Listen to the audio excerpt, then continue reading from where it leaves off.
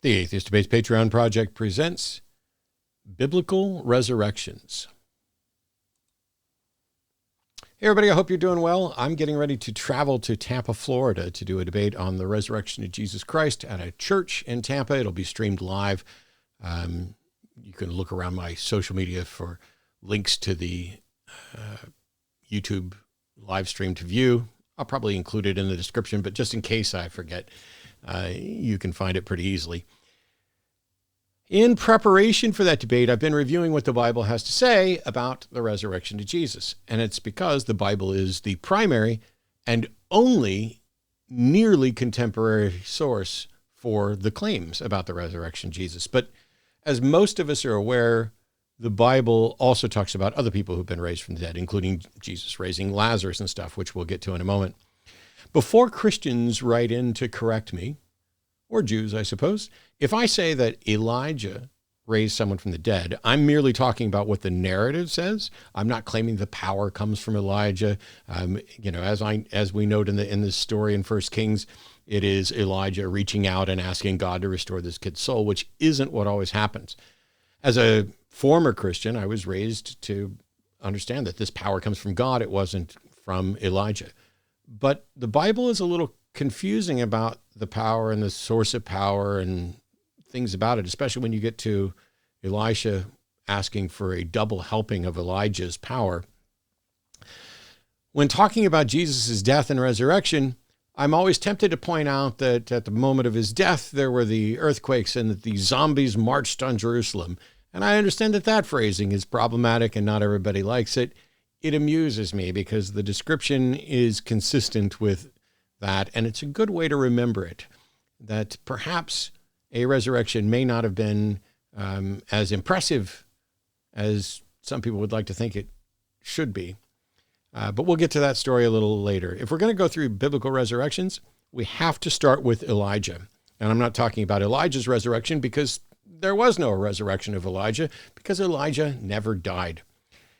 He's presented to us in 1 Kings chapter 17 with no backstory, just this is Elijah.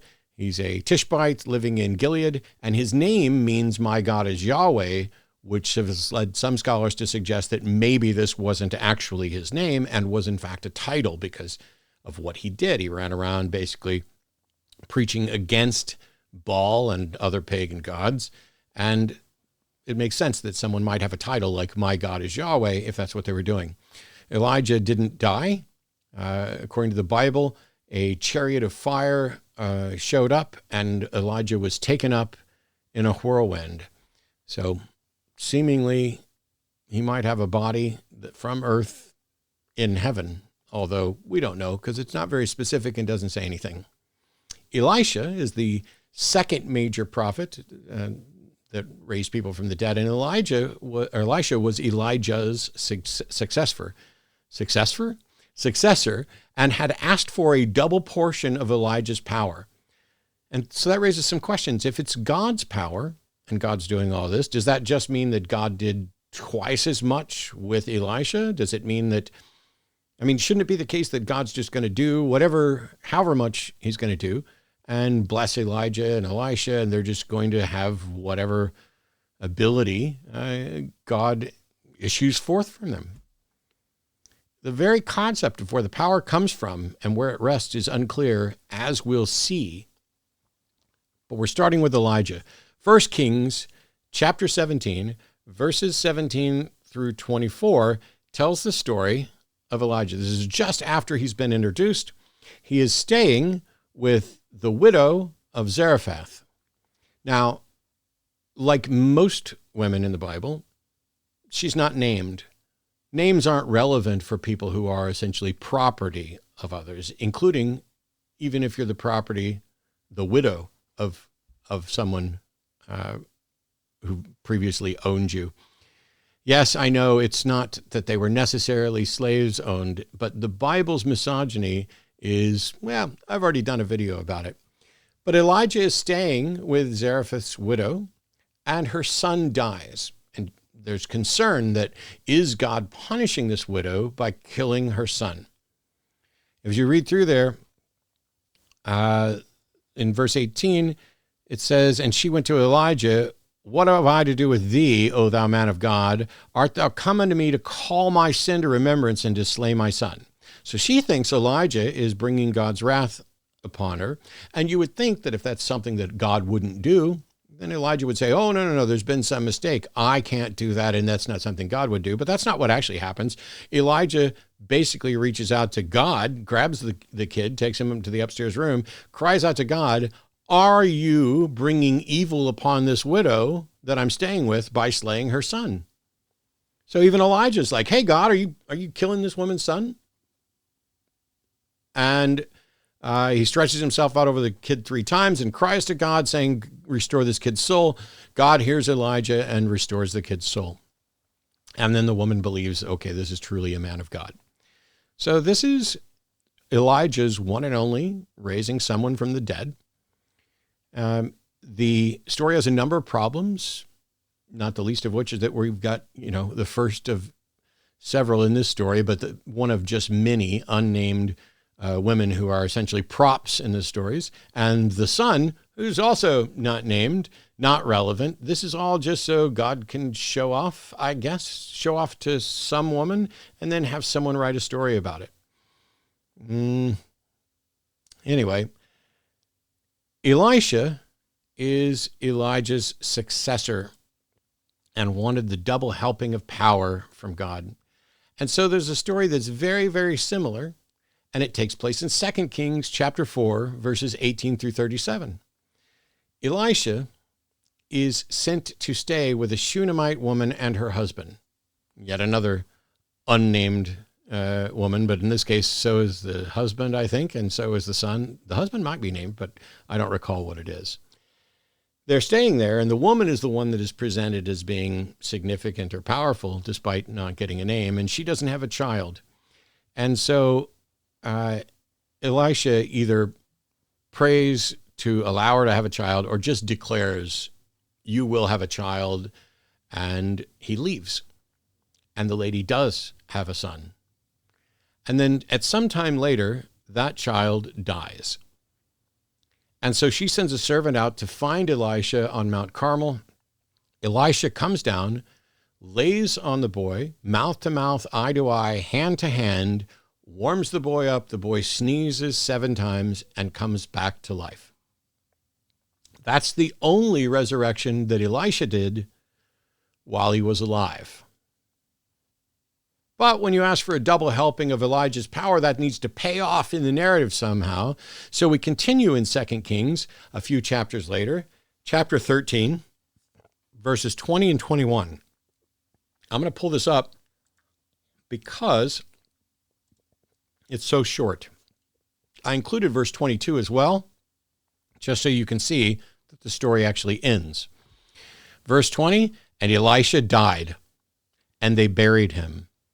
And the bands of the Moabites invaded the land at the coming of the year. Now, if you read the verses prior to this, it's talking about how the Moabites would invade regularly. And Elisha was giving them instructions on how to potentially deal with it and handle it. But Elisha died, and they buried him.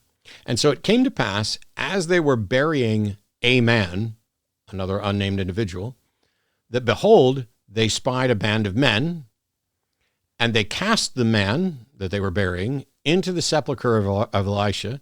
And when the man was let down and touched the bones of Elisha, he revived and stood up on his feet. So let's look at this story real quick.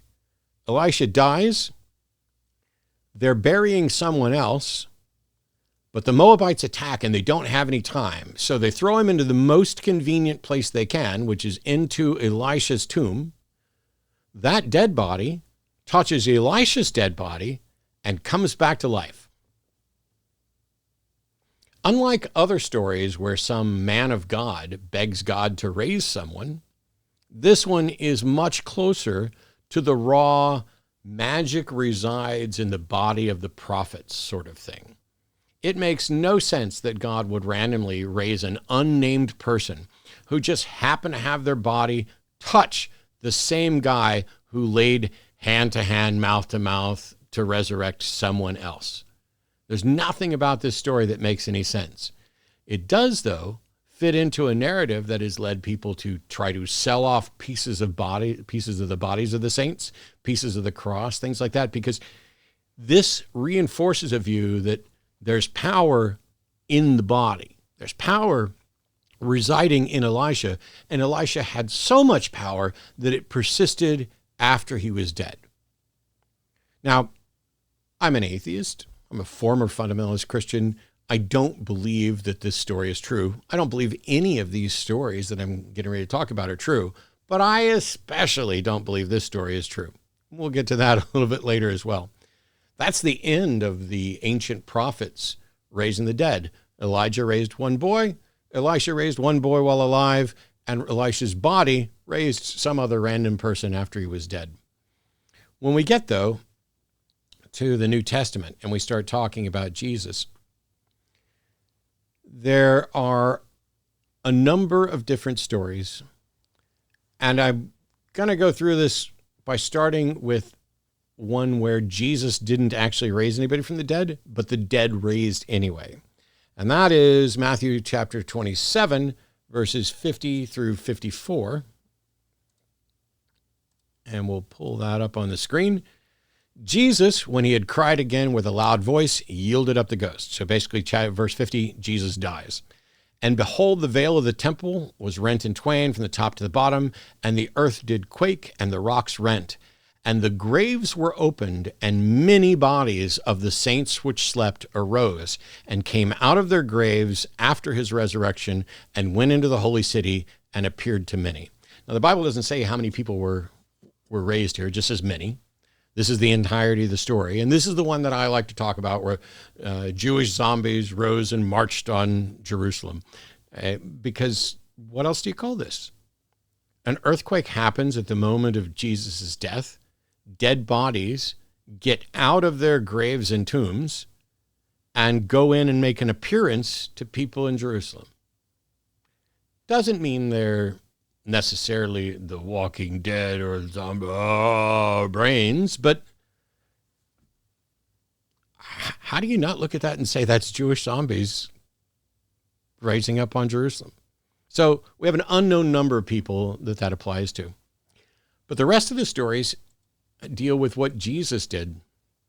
Starting with Luke 7, verses 11 through 17, there's a widow. They are in the village of Nain. And Jesus sees a widow and engaged in a funeral procession for her son. And Jesus basically feels sorry for her, goes over, touches the thing holding the boy, and says, the boy tells him to get up, and the boy sits up and speaks.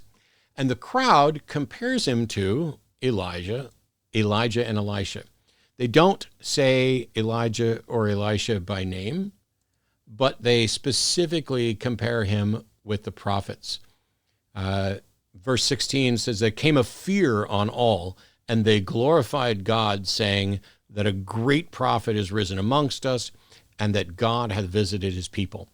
This verse, most biblical scholars say, is an echoing of a reference to Elijah and Elisha, because those are the two great prophets that had raised the dead elsewhere in the Bible. And Jesus raised a body just like Elijah and Elisha did. In Luke chapter 8, just one chapter after that last one, we can look at verses 49 to 56. And that story is about Jairus' daughter. Now, Jairus was the leader of a synagogue, and he came, and his 12-year-old daughter was sick, and he came to beg for Jesus to raise his daughter. And while he yet spake, there came one from the ruler of the synagogue's house, saying to him, the daughter is dead, trouble not the master. So after this guy was like, my 12-year-old daughter is going to die, somebody shows up and says, don't worry about it, she's already dead. And Jesus basically says, don't be afraid, just believe and she'll be healed. And Jesus goes and says, she's not dead, she's sleeping. And they laughed at him. Verse 53, and they laughed him to scorn, knowing she was dead. And he put them all out, took her by the hand, and said, "Maid, arise." And her spirit came again, and she arose straight away, and he commended to give her meat and went on his way. Jairus' daughter raised by Jesus. So we have Jesus raising the son of the widow of Nain and Jairus' daughter. Got two good resurrections right there. There is a third that most people are familiar with, and that is, of course, Lazarus. Lazarus' story is really much longer than the rest of them. It's basically John chapter 11, the first 44 verses tell the full story, but the resurrection basically occurs from verse 38 to 44. And at this point, Lazarus has been dead and in the tomb for 4 days. And people are, have been trying to get Jesus to heal him, cure him, and he's frustrated with their lack of faith. And so Jesus commands him to come forth, and Lazarus walks out of the tomb in his burial clothes. Now, the stories are getting more and more specific and more amazing. Lazarus couldn't have just been sleeping like that other girl might have been. He'd been in the tomb for 4 days. They put him in burial clothes, everything. It's almost as if folks said, yeah, well, maybe that girl was just sleeping. That's no big deal. And the follower was like, oh, yeah? Well, this one time he healed a guy who'd been dead for 4 days. Explain that. Bring that on there, you skeptics. So we've got the widow of Nain, son, Jairus' daughter, and Lazarus. And Jesus himself is resurrected, which we're not going to go into. That's part of the debate and not the purpose of this video.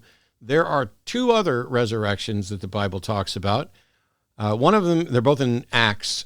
And the first one in Acts chapter 9 is about Tabitha, or Dorcas is the alternate name for Tabitha.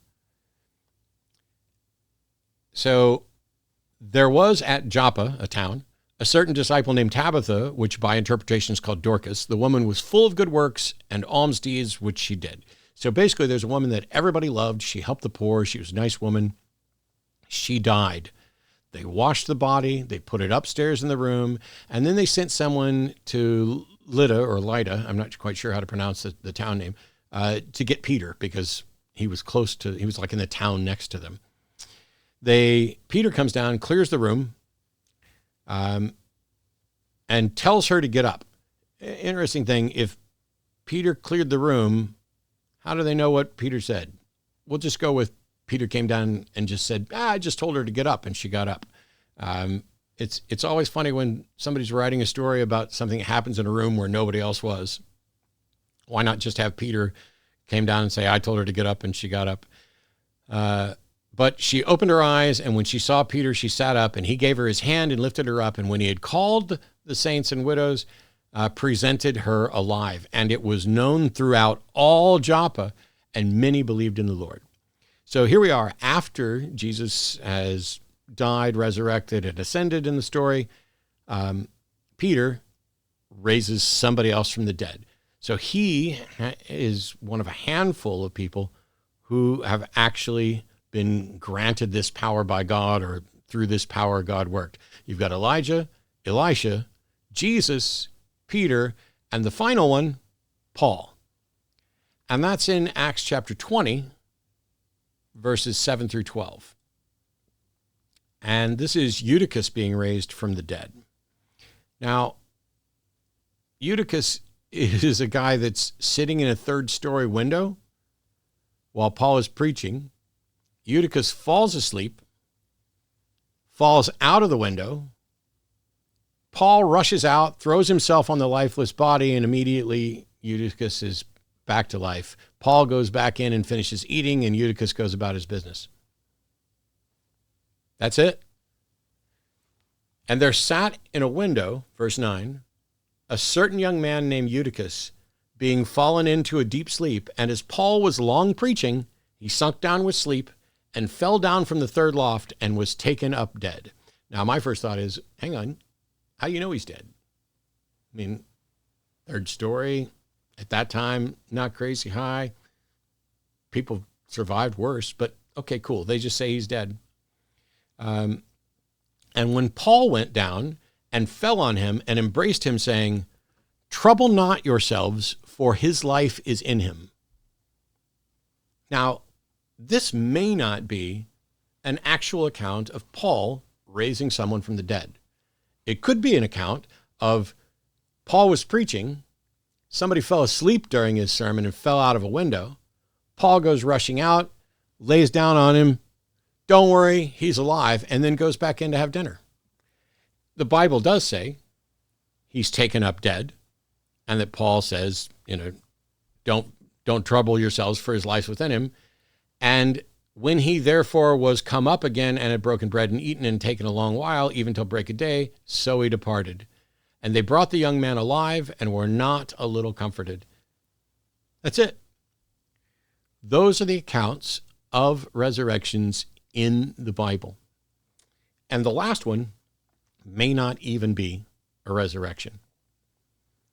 If Jesus was resurrected, and so were those other people, then how special is it that the unnamed son of a couple, 3 widows, was raised?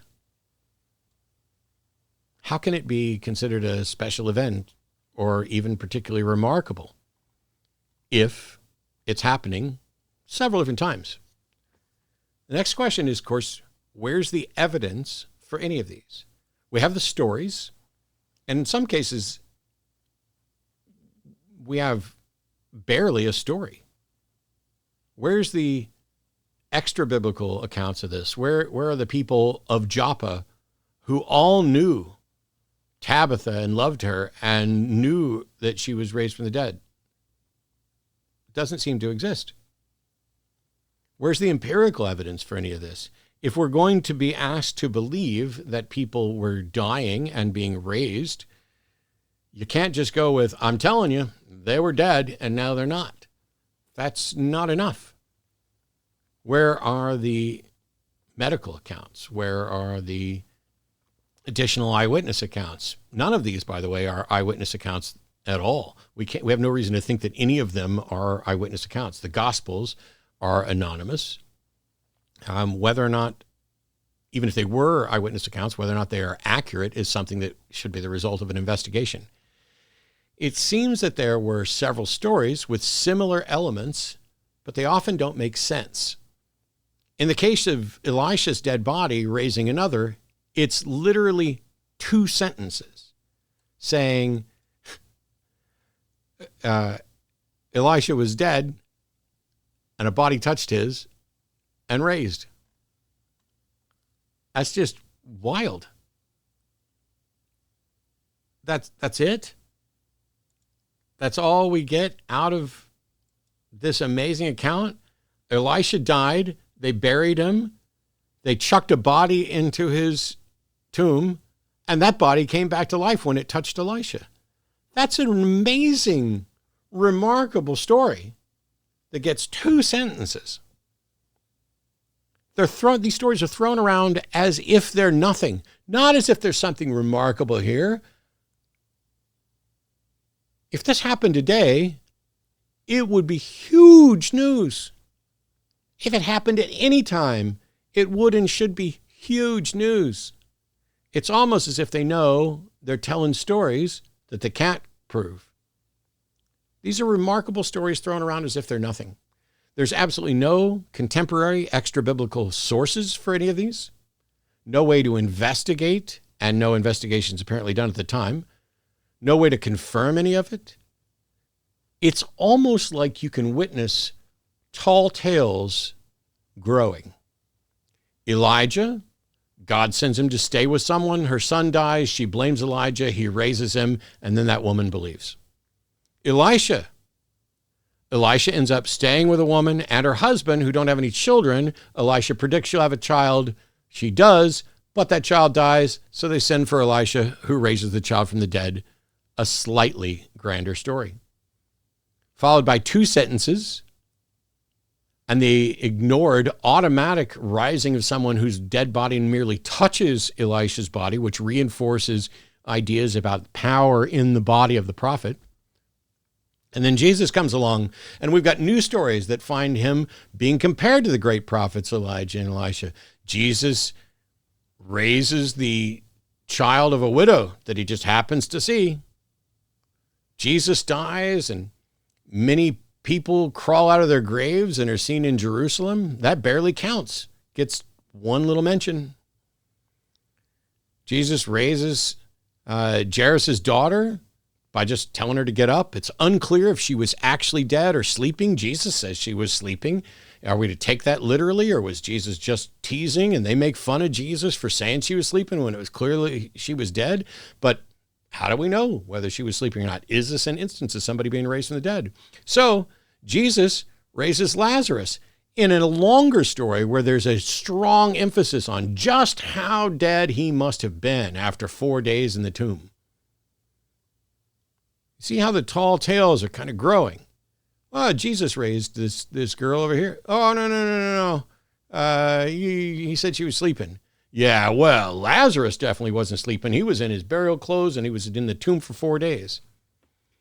And then Jesus is resurrected, and the stories began to get embellished even more. We need to avoid any suggestion that maybe Jesus wasn't dead. So we're going to have him, stabbed in the side and crown of thorns and all this. We're going to put him through everything until he bleeds water and put him in the tomb and all this. And then his apostles, who can't have as much power as Jesus did, raise Tabitha and Eutychus. So those are the stories. Why should we believe any of them? This weekend, I'm hoping to find out exactly why I should believe at least one of them, which, of course, believing that one has most Christians believing all of them, even though these are independent claims with no empirical evidence to support them and no way for us to investigate them. There are potentially many empty tombs, and none of them are proof of any resurrection. Any God would know that. Any God would provide more than a couple of sentences which amount to the claim